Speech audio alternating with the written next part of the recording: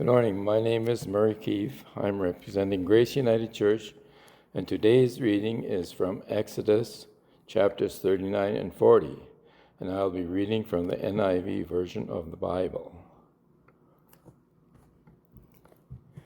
From the blue and purple scarlet yarn, they made woven garments for ministering in the sanctuary. They also made sacred garments for Aaron, as the Lord commanded Moses.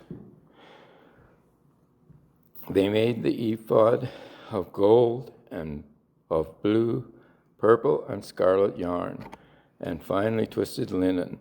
They hammered out thin sheets of gold and cut strands to be worked into blue, purple, and scarlet yarn and fine linen, the work of skilled hands. They made shoulder pieces for ephod, which were attached to its corners so it could be fastened. Its skillfully woven waistband pages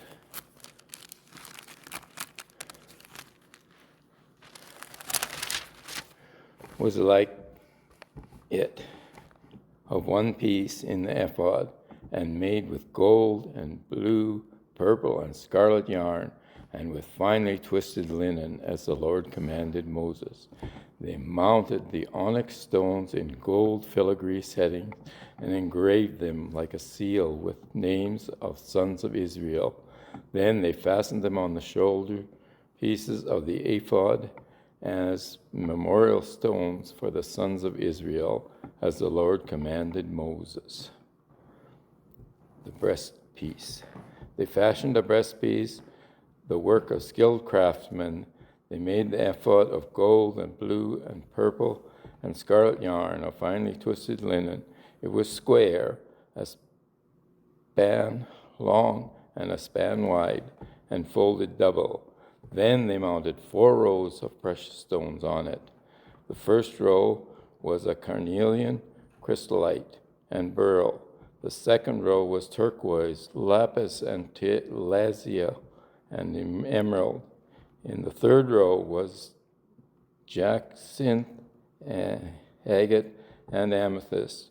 The fourth row was topaz, onyx, and jasper. They were mounted on a gold filigree settings. There were 12 stones, one for each of the names of the sons of Israel, each engraved like a seal with the name of one of the 12 tribes. For the breastpiece they made braid the chains of pure gold like a rope. They made 2 gold filigree settings and 2 gold rings, and fastened the rings on 2 of the corners of the breastpiece. They were fastened with 2 gold chains, 2 rings at the corners, one of the breastpiece. And other ends of the chains were 2 settings attached to them to the shoulder pieces of the ephod and the front. They made 2 gold rings and attached them to the other corners of the breastpiece on the inside edge of the next ephod.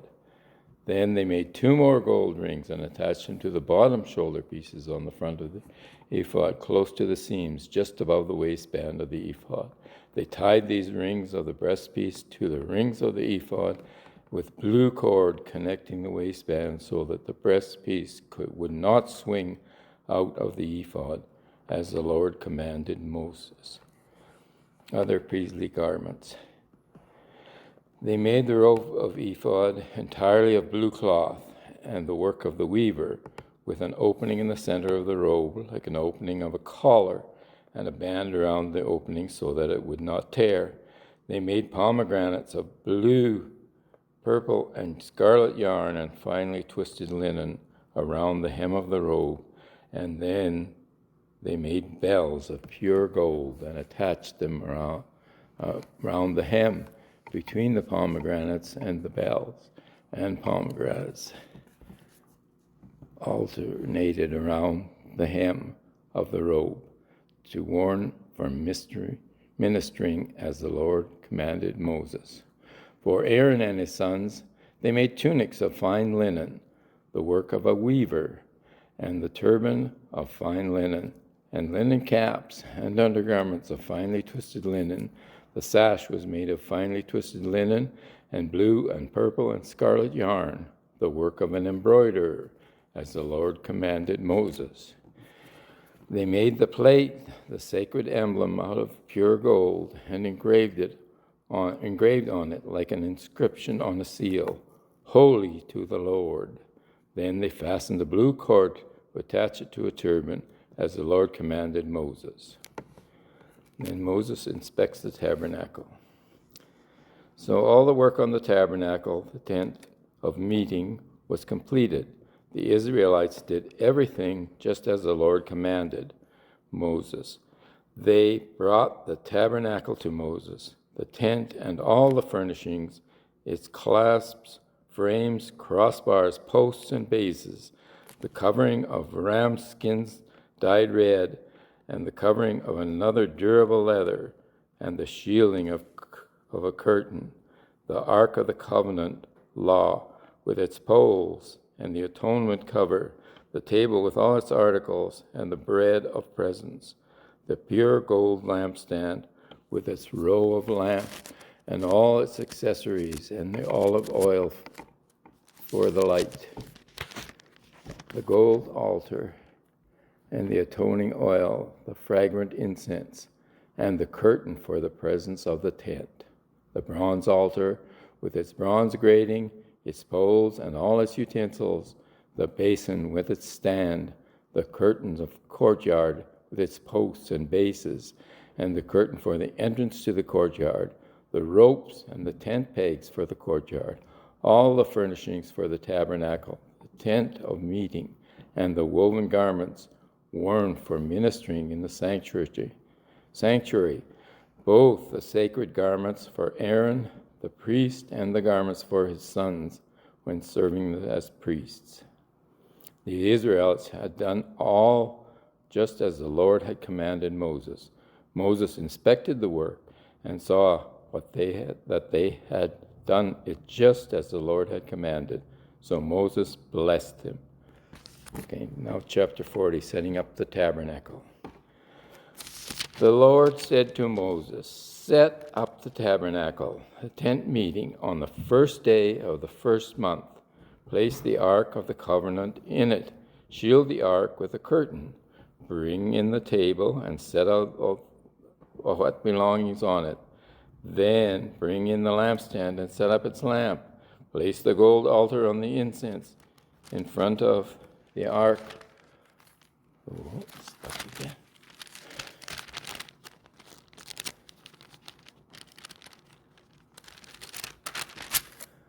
Of the covenant law, and put a curtain at the entrance of the tabernacle. Place the altar of burnt offerings in front of the entrance to the tabernacle, the tent meeting.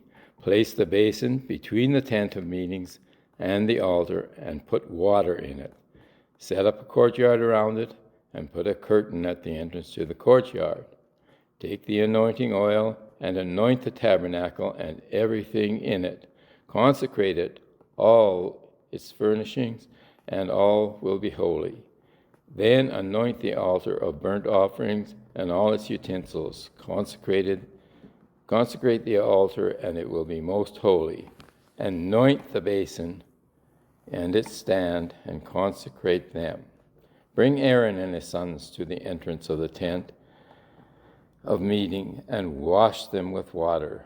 Dress Aaron in the sacred garments, anoint him and consecrate him so that he may serve as a priest. Bring his sons and dress them in tunics. Anoint them as you have anointed their father, so that they may serve as priests. Their anointing will be to a priesthood that will continue throughout the generations. Moses did everything just as the Lord commanded him. So the tabernacle was set up on the first day of the month in the second year. When Moses set up the tabernacle, he put the bases in place and erected the frames, inserted the crossbars, set up the posts, and then spread the tent over the tabernacle and put the covering over the tent. The Lord commanded him. He took the tablets and the covenant law and placed them in the ark, attached the poles to the ark, and put the atonement cover over it.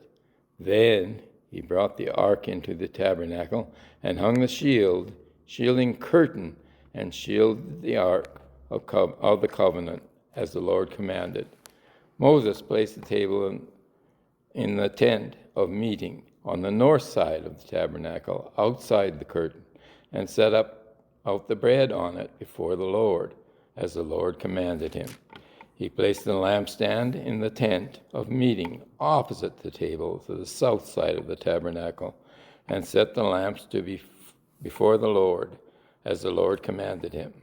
Moses placed the gold altar in the tent of meeting in front of the curtain, and burned fragrant incense on it, as the Lord commanded him. Then he put up a curtain at the entrance of the tabernacle, and set the altar of burnt offerings near the entrance to the tabernacle, the tent meeting, and the offering on it, burnt offerings and gained offerings, as the Lord commanded him. He placed the basin between the tent of meeting and the altar, and put water in it for washing. And Moses and Aaron and his sons used it to wash their hands and feet. They washed whenever they entered the tent meeting or approached the altar, as the Lord commanded Moses. Then Moses set up a courtyard around the tabernacle and altar, and put up a curtain at the entrance to the courtyard, and so Moses finished the work. Glory of the Lord. The cloud covered the tent meeting, and the glory of the Lord filled the tabernacle. Moses could not enter the tent of meeting, because the cloud had settled on it, and the glory of the Lord filled the tabernacle. In all the travels of the Israelites, whenever the cloud lifted from above the tabernacle, they would set out. But if the cloud did not lift, they did not set out until the day it lifted. So the cloud of the Lord was over the tabernacle by day, and fire in the cloud by night, in the sight of all the Israelites during all their travels. The Leviticus, reading from chapters 1 and 2. The Lord called Moses and spoke to him from the tent of the meeting. He said, "Speak to the Israelites and say to them, when anyone among you brings an offering to the Lord, bring it as your offering, an animal from either the herd or the flock. If the offering is a burnt offering from the herd, you are to offer a male without defect. You must present it at the entrance to the tent of meeting, so that it will be acceptable to the Lord. You are to lay your hand on the head of the burnt offering, and it will be accepted on your behalf to make atonement for you. You are to slaughter the young bull before the Lord, and then Aaron's sons and priests shall bring the blood and splash it against the sides of the altar at the entrance to the tent of meeting. You are to skin the burnt offering and cut it into pieces. The sons of Aaron, the priests, are put on fire on the altar and arrange wood on the fire. Then Aaron's sons, the priests, shall arrange the pieces, including the head and the fat, on the wood that is burning on the altar. You are to wash the internal organs and legs with water, and the priest is to burn all of it on the altar. This burnt offering, a food offering, an aroma pleasing to the Lord. If the offering is burnt offering from the flock, from either sheep or goats, you are to make a male without defect. You are to offer a male without defect. You are to slaughter it at the north side of the altar before the Lord. And Aaron's sons and priests shall splash its blood against the sides of the altar.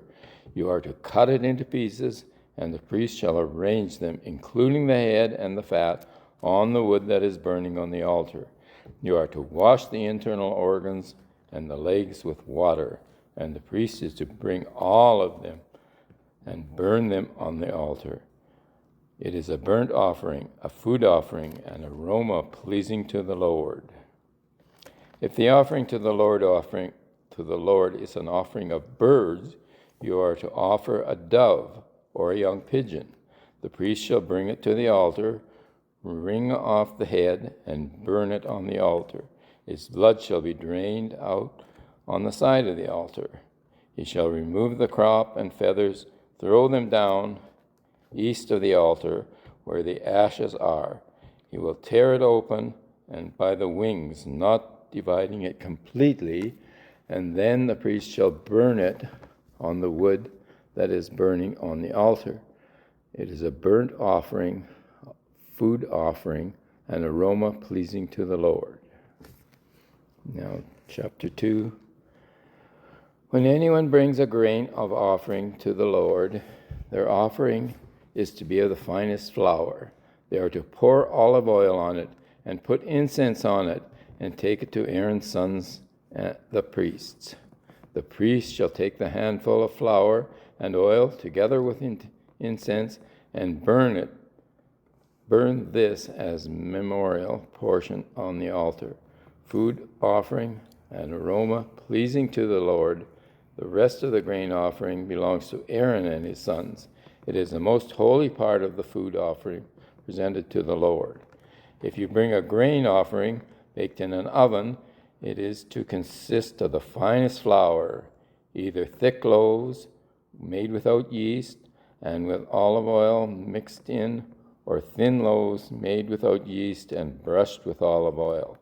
If your grain offering is prepared on a griddle, it is to be made of the finest flour mixed with oil and without yeast. Crumble it and pour oil onto it. It is a grain offering. If your grain offering is cooked in a pan, it is to be made of the finest flour and some olive oil. Bring the grain offering made of these things to the Lord. Present it to the priest, who shall take it to the altar. He shall take out the memorial portion from the grain offering to burn it on the altar as a food offering, an aroma pleasing to the Lord. The rest of the grain offering belongs to Aaron and his sons, as it is most holy part of the food offerings presented to the Lord. Every grain offering you bring to the Lord must be made without yeast, for you are not to burn any yeast or honey in a food offering presented to the Lord. You may bring them to the Lord as an offering of the first fruits, but they are not to be offered on the altar as a pleasing aroma. Season your grain, all your grain offerings with salt. Do not leave the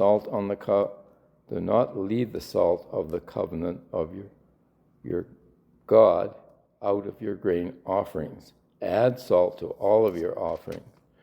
If you bring the grain offering, first fruits to the Lord, offer crushed heads, new grain roasted on a fire, put oil and incense on it. It is a grain offering. The priest shall burn the memorial portion of the crushed grain in the oil together with all the incense as a food offering is presented to the Lord. This is the word of the Lord.